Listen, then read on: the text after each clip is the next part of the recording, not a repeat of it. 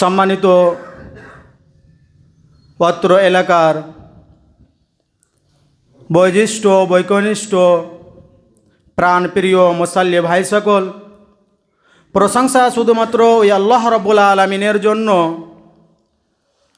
যার অশেষ কৃপায় সীমাহীন দয়ায় আজকে আমরা হাজারো ব্যস্ততার মধ্যেও এই জুমা মসজিদে জুমার সালাত আদায় করার জন্য একত্রিত হতে পেরেছি। তাই সকলে বলি আলহামদুলিল্লাহ।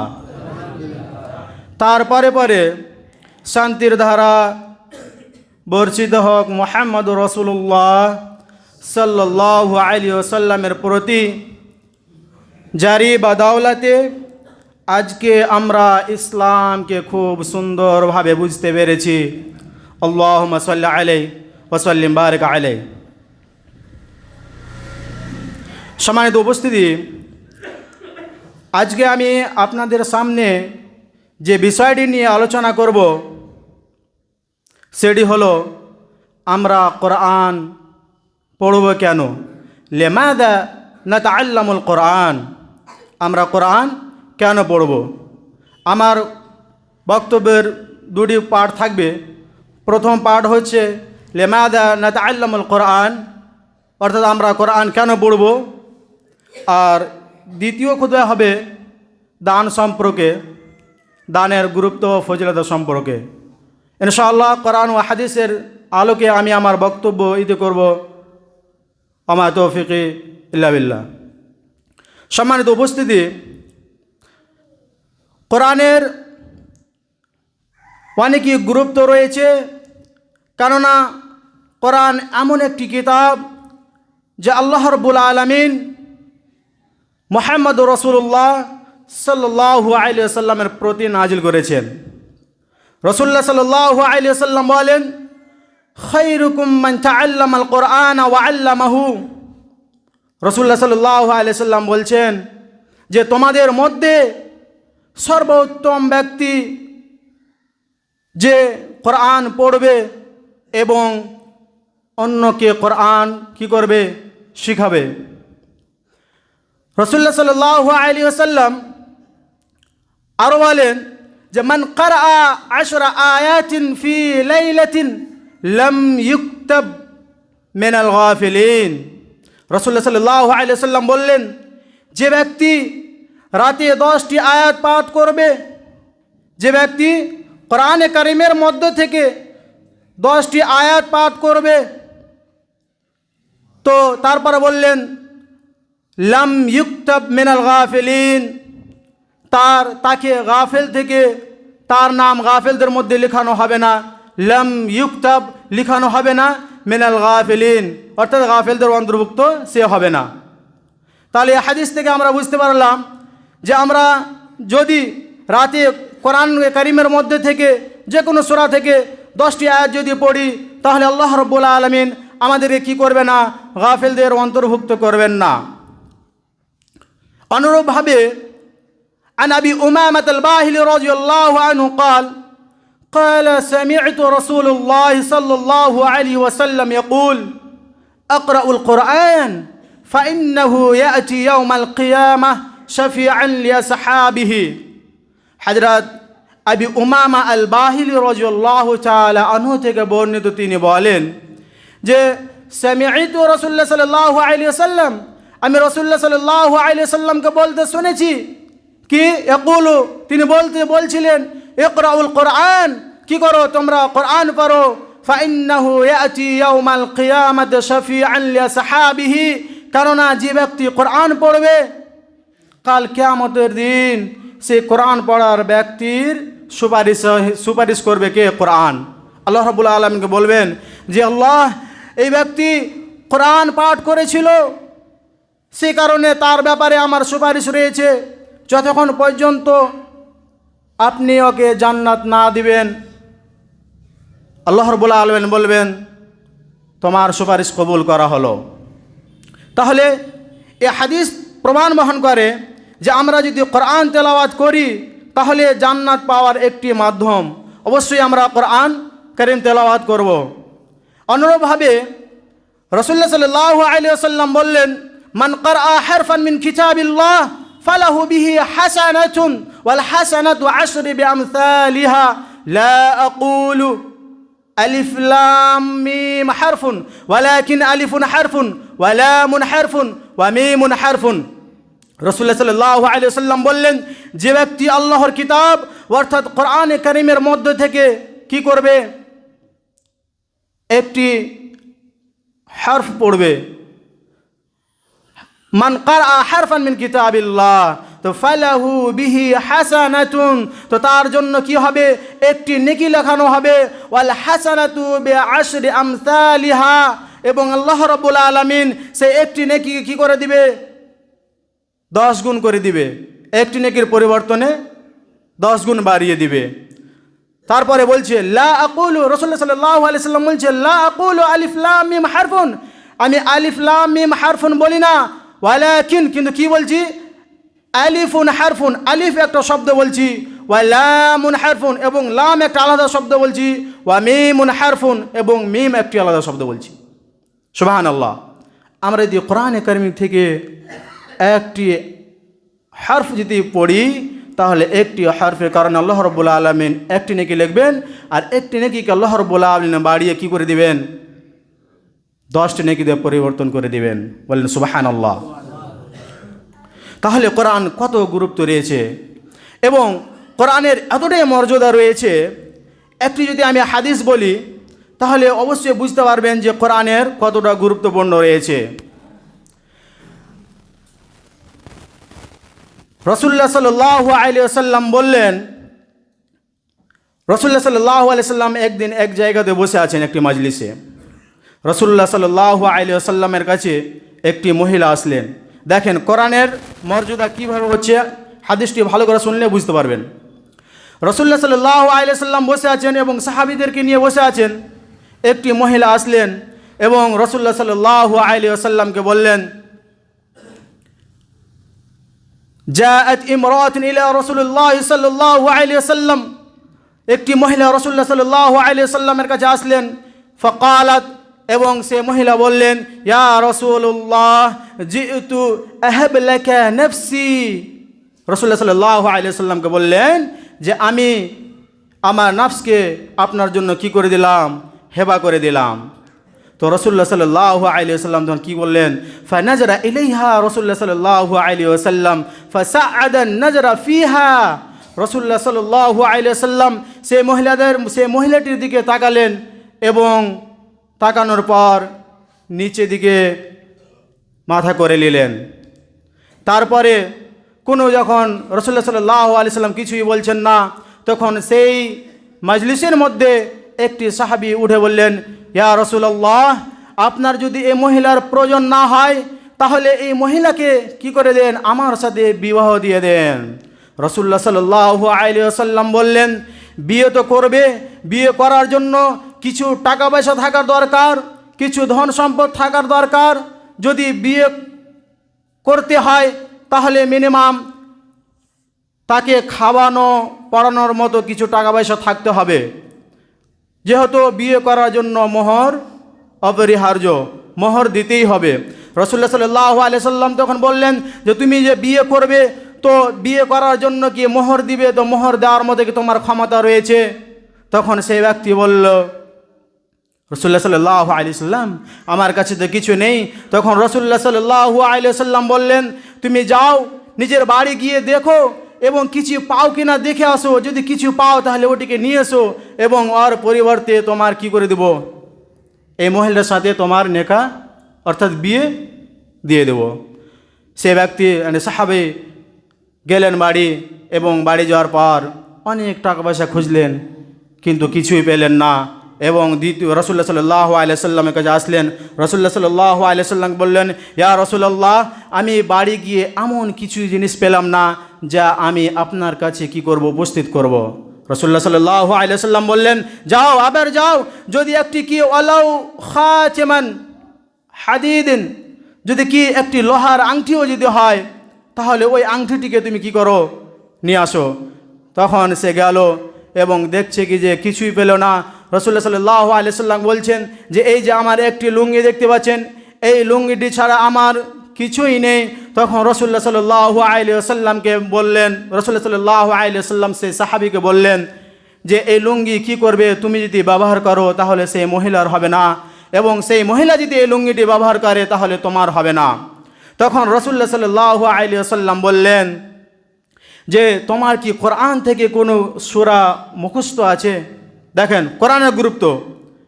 ওই মুহূর্তে রাসূলুল্লাহ সাল্লাল্লাহু আলাইহি ওয়াসাল্লাম বললেন যে কোরআন থেকে তোমার কি কোনো কিছু মুখস্থ আছে? তখন সেই সাহাবী বলল, ইয়া রাসূলুল্লাহ, হ্যাঁ আমার কোরআন থেকে অমুক অমুক সূরা মুখস্থ আছে। তারপরে রাসূলুল্লাহ সাল্লাল্লাহু আলাইহি ওয়াসাল্লাম বললেন যে যাও, যে সূরাগুলো মুখস্থ আছে এই সূরার পরিবর্তে আমি তোমার এই মহিলার সাথে বিয়ে করে দিলাম, বিয়ে দিয়ে দিলাম। বলেন সুবহানাল্লাহ। দেখেন কোরআনের কত গুরুত্ব। রাসূলুল্লাহ সাল্লাল্লাহু আলাইহি ওয়াসাল্লাম অন্য কোনো শিক্ষার কথা বলেননি, কিন্তু কোরআন কারীমের এতটাই মর্যাদা, এতটাই গুরুত্ব যে রাসূলুল্লাহ সাল্লাল্লাহু আলাইহি ওয়াসাল্লাম কোরআনকে বিবাহের জন্য মোহর বানিয়ে দিয়েছেন। তাহলে এবার আসি যে আবার অনুরূপভাবে রাসূলুল্লাহ সাল্লাল্লাহু আলাইহি ওয়াসাল্লাম বললেন, রাবি আবু হুরায়রা রাদিয়াল্লাহু তাআলা আনহু, যে রাসূলুল্লাহ সাল্লাল্লাহু আলাইহি ওয়াসাল্লাম বললেন, মা তাহফাজু, কোরআনে কারীমের মধ্যে তোমার কি কি সূরা মুখস্থ রয়েছে?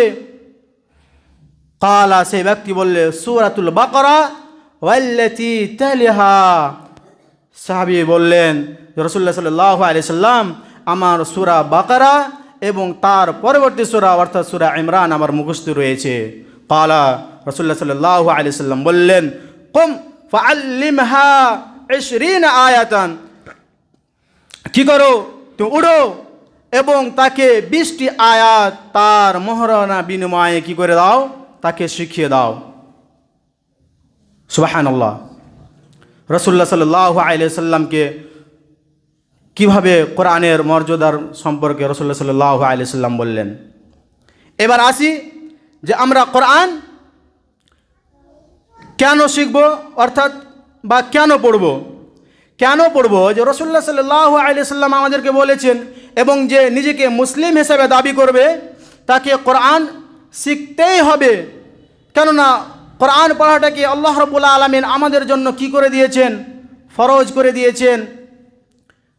যেমন আল্লাহ রাব্বুল আলামিন পবিত্র কোরআনের মধ্যে বললেন, ইকরা বিসমি রাব্বিকাল্লাযী খালাক, পড়ো তোমার রবের নামে কি করেছেন, আল্লাযী খালাক, যিনি কি করেছেন, সৃষ্টি করেছেন। কোরআন শিক্ষায় কোনো প্রকার অবহেলা করা যাবে না। উম্মতকে কোরআন শিক্ষার নির্দেশ দিয়ে ইবনে মাসউদ রাদিয়াল্লাহু আনহু বললেন, তাআল্লামুল কোরআন ওয়াতলুহু, অর্থাৎ তোমরা কি করো,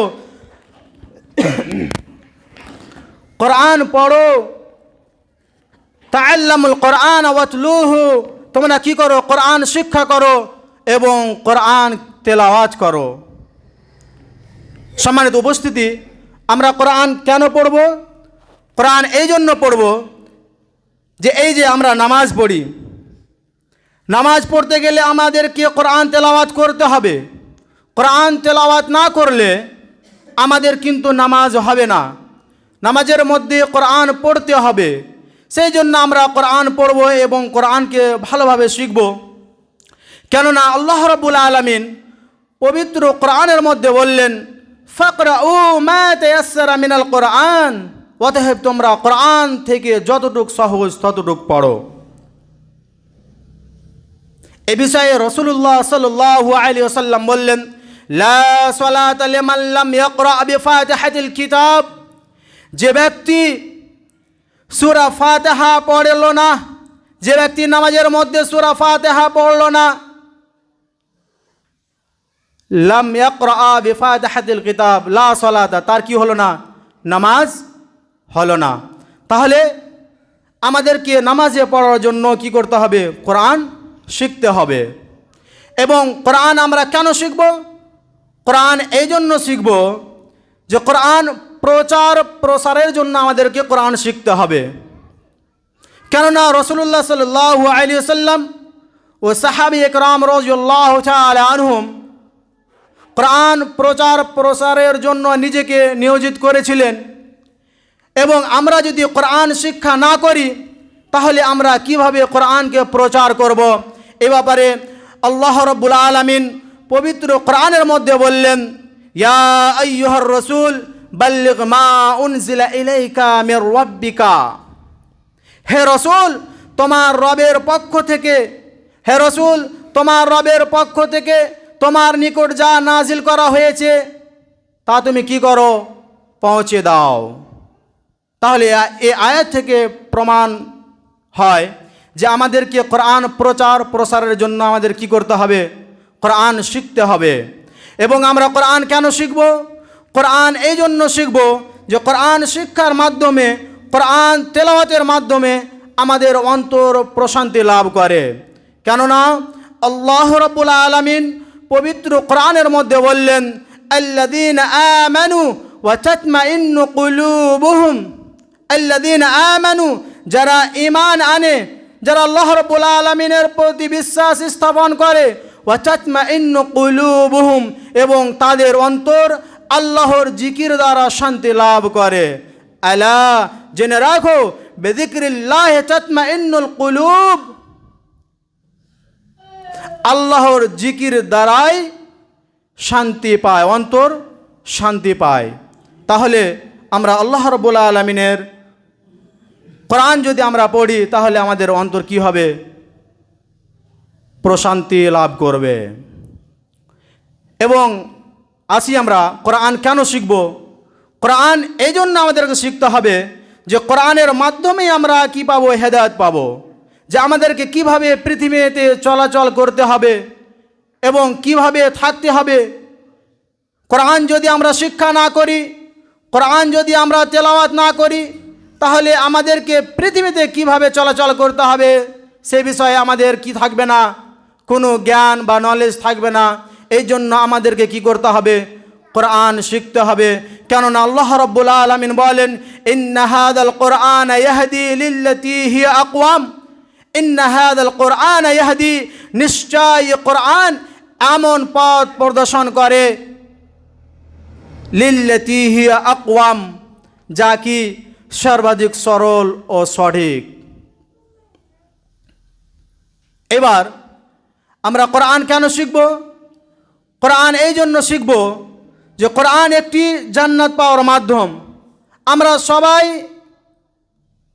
সর্বোত্তম কামনা হলো এটাই যে আমরা মরার পরে জন্য কি পাই? জান্নাত পাই। তাহলে আমরা যদি জান্নাত নিতে চাই তাহলে আমাদেরকে কোরআন পড়তে হবে। কেননা রাসূলুল্লাহ সাল্লাল্লাহু আলাইহি ওয়াসাল্লাম বললেন, আসিয়াম ওয়াল কোরআন ইয়াশফিআন লিল আবদি ইয়াউমাল কিয়ামাহ। সিয়াম ও কোরআন কিয়ামতের দিন মানুষের জন্য এইভাবে সুপারিশ করবে, ইয়াকুল সিয়াম, সিয়াম অর্থাৎ রোজা বলবে, আইয়ু রাব্বি মানাতু তা'আমা ওয়া শাহওয়াতি বিন নাহারি ফাশাফি'নি ফিহি। সিয়াম বলবে, এ আমার রব, এ আমার প্রতিপালক, আমি তাকে দিনে তাকে খাবার থেকে এবং তার যৌনতা থেকে বিরত রেখেছি, ফাশাফি'নি ফিহি, সুতরাং তার ব্যাপারে আমার সুপারিশ গ্রহণ করো।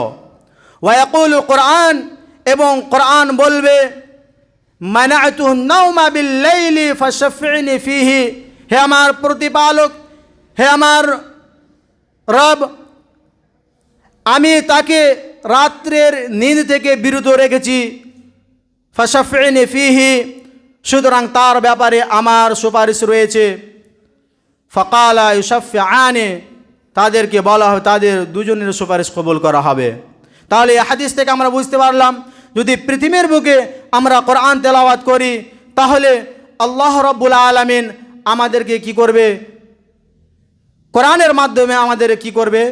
জান্নাতে প্রবেশ করিয়ে দেবেন। এবং আমরা যদি কোরআন না পড়ি তাহলে রাসূলুল্লাহ সাল্লাল্লাহু আলাইহি ওয়াসাল্লাম আমাদের বিরুদ্ধে অভিযোগ করবে। কেননা কিয়ামতের দিন যখন রাসূলুল্লাহ সাল্লাল্লাহু আলাইহি ওয়াসাল্লাম আল্লাহ রাব্বুল আলামিনের হুকুমের মাধ্যমে বান্দাদের জন্য যখন কি করবে? শাফায়াত চাইবেন, তখন রাসূলুল্লাহ সাল্লাল্লাহু আলাইহি ওয়াসাল্লাম বলবেন, কেননা তখন রাসূলুল্লাহ সাল্লাল্লাহু আলাইহি ওয়াসাল্লাম আল্লাহ রাব্বুল আলামিনের নিকটে অভিযোগ জানিয়ে বলবেন, পবিত্র কোরআনের মধ্যে যেমন আল্লাহ রাব্বুল আলামিন বলেন, ওয়াকালার রাসূল ইয়া রাব্বি ইন্না কওমি ইত্তাখাযু হাযাল কুরআনা মাহজুরা। ওয়াকালার রাসূল, এবং রাসূল বলবেন, ইয়া রাব্বি ইন্না কওমি ইত্তাখাযু হাযাল কুরআনা মাহজুরা, হে আমার রব, হে আমার প্রতিপালক, নিশ্চয় আমার কওম এই কোরআনকে কি করেছে, পরিত্যাজ্য গণ্য করেছিল।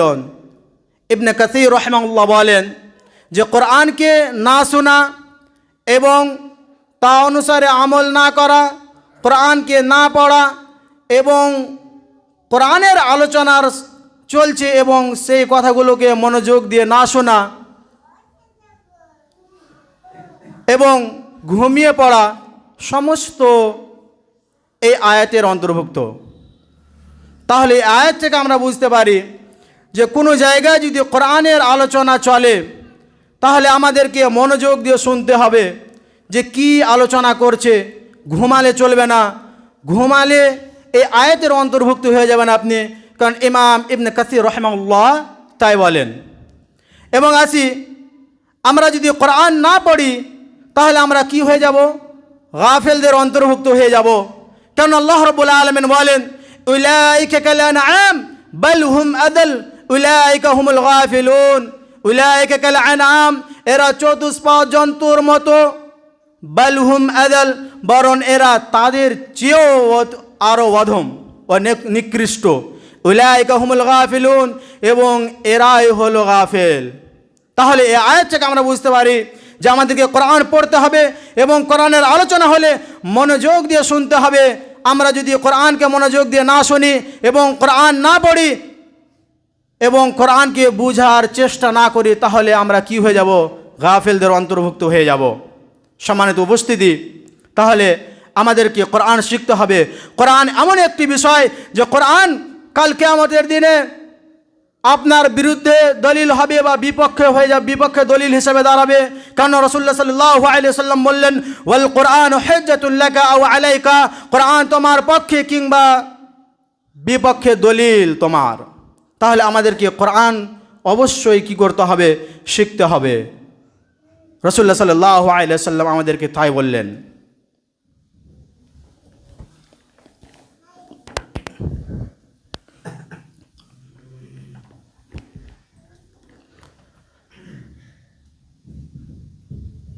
আলহামদুলিল্লাহি রাব্বিল আলামিন ওয়াসসালাতু ওয়াসসালামু আলা রাসূলিহিল কারীম, আম্মা বা'দ।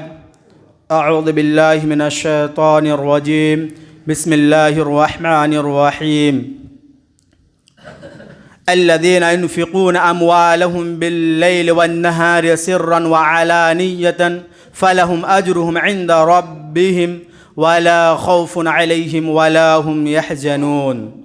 وقال النبي صلى الله عليه وسلم ما نقصت صدقة من مال بل تزيده. সম্মানিত উপস্থিতি, আল্লাহ রাব্বুল আলামিন বললেন, আল্লাযীনা ইনফিকুনা আমওয়ালাহুম বিল-লাইলি ওয়ান-নাহারি, যারা কি করে, যারা তাদের নিজেদের কি করে সম্পদ, মাল, টাকা পয়সা কি করে, ব্যয় করে, খরচ করে, ওয়ান-নাহারি বিল-লাইলি ওয়ান-নাহারি, দিনে এবং রাতে, সিররান ওয়া আলানিয়াতান, প্রকাশ্যভাবে বা গোপনে, ফালাহুম আজরুহুম ইনদা রাব্বিহিম, তাদের আজর ইনদা রাব্বিহিম, আল্লাহ রাব্বুল আলামিনের কাছে রয়েছে। ওয়ালা খাউফুন আলাইহিম, ওয়ালা খাউফুন আলাইহিম, তাদের কোনো রকমের ভয় নেই। ওয়ালা হুম ইয়াহজানুন, এবং তারা চিন্তিতও হবে না। তাহলে এই আয়াত থেকে বোঝা যায় আমাদের আল্লাহ রাব্বুল আলামিন যে সমস্ত নিয়ামত দিয়েছে টাকা পয়সার মাধ্যমে, আমরা যদি এই সমস্ত টাকা পয়সা আল্লাহ রাব্বুল আলামিনের রাস্তায় কি করি, ব্যয় করি, খরচ করি, সিররান ওয়া আলানিয়ান, প্রকাশ্যভাবে বা গোপনে, দিনে হোক বা রাতে হোক, তাহলে তাদের কোনো ধরনের চিন্তা থাকবে না এবং তাদের কোনো রকম ভয়ও থাকবে না। এবং রাসূলুল্লাহ সাল্লাল্লাহু আলাইহি ওয়াসাল্লাম বললেন, মা নাকাসাত সাদাকাতুন মিন মালিন বাল তাজিদুহু, সাদাকা কখনো সম্পদ কমায় না, বরং তা সম্পত্তি কি করে দেয়, বাড়িয়ে দেয়।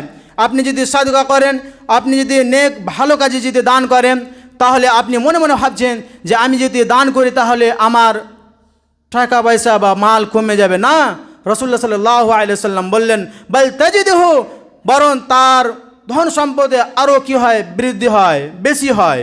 রাসূলুল্লাহ সাল্লাল্লাহু আলাইহি ওয়াসাল্লাম বললেন। এবং রাসূলুল্লাহ সাল্লাল্লাহু আলাইহি ওয়াসাল্লাম আরও বললেন, ওয়াস-সাদাকাতু তুতফিউল খাতিয়াতা কামা ইতফাউল মাউন নারা। রাসূলুল্লাহ সাল্লাল্লাহু আলাইহি ওয়াসাল্লাম বললেন, সাদকা গুনাহকে এমনভাবে নিভিয়ে দেয় যেমনভাবে পানি আগুনকে নিভিয়ে দেয়। রাসূলুল্লাহ সাল্লাল্লাহু আলাইহি ওয়াসাল্লাম এই হাদিসে সাদকাকে পানিতে আগুনের সাথে তুলনা দিলেন। যেমনভাবে পানি আগুনকে নিভিয়ে দেয়, এরকমভাবে আপনি যদি সাদকা করেন, ভালো কাজে দান করেন, তাহলে আপনার পাপকে একদম যেভাবে পানি আগুনকে নিভিয়ে দেয়, সেম ওরকমভাবে আপনার পাপকে দানের মাধ্যমে, সাদকা করার মাধ্যমে আল্লাহ রাব্বুল আলামিন কী করে দেবেন, মিটিয়ে দিবেন। এবং টাইম হয়ে যাচ্ছে, তার জন্য আমি আমার বক্তব্য লম্বা করতে পারছি না, কিন্তু 5 মিনিট সময় নিয়ে নিচ্ছি। একটি হাদিস বলে আমি আমার বক্তব্য এতে করবো ইনশাআল্লাহ। হযরত আবু হুরায়রা রাদিয়াল্লাহু তাআলা আনহু, বুখারী শরীফ হাদিস, হযরত আবু হুরায়রা রাদিয়াল্লাহু তাআলা আনহু হতে বর্ণিত, তিনি বলেন যে রাসূলুল্লাহ সাল্লাল্লাহু আলাইহি ওয়াসাল্লাম বললেন যে ক্বালা রাজুলুন লা আতাসাদ্দাকান্না বিসাদাকাতিন, একজন ব্যক্তি কি করলেন, সাদকা করার জন্য সাদকা করতে চাইলেন এবং সাদকা করার জন্য বের হলেন। এবং সে সাদকা কাকে এমন একজন ব্যক্তিকে সাদকা করলো যে চোর। যখন কি হলো, সকাল হলো, তখন লোকেরা বলল যে ফাসবাহু ইয়াতাহাদ্দাসুনা, লোকেরা বলল যে এই ব্যক্তি তো কী করলো, চোরকে দান করেছে, মনে হয় আর দান কোনো কবুল হবে না।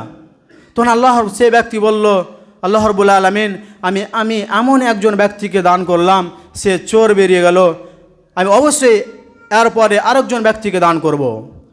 সেই ব্যক্তি আবার দান করলেন এবং এমন একজন ব্যক্তিকে দান করলেন, সে কি জেনাকারিনী, ব্যভিচারিণী, যারা জেনা করে তাকে দান করলেন। তারপরে সকালে লোকেরা বলল, এই ব্যক্তি এমন একজন ব্যক্তিকে দান করেছে যে কি করে, জেনা করে।